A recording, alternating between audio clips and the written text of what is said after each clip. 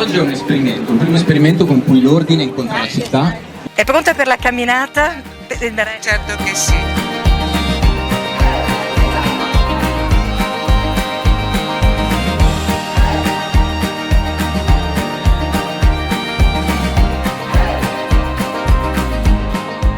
Sentirmi parte di questo gruppo oggi è davvero bello. Apprezzo il senso di libertà che ci sta dando, di fare le cose con calma e veramente di rinascita.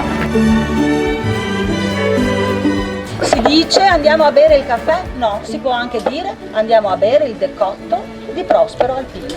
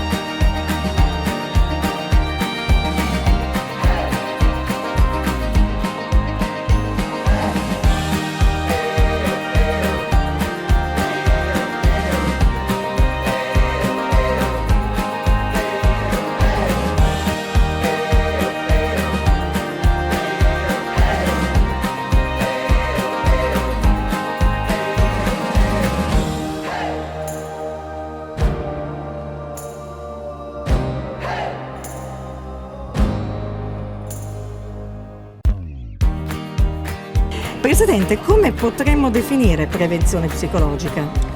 Potremmo definirla come forse il gioco più serio che c'è o la cosa più seria ma che deve essere giocosa al tempo stesso. Per me è stata un'occasione per far sapere alla cittadinanza che la prevenzione parte anche dal benessere psicologico, che non ci si può dimenticare del benessere della psiche quando si parla di persona e della sua salute.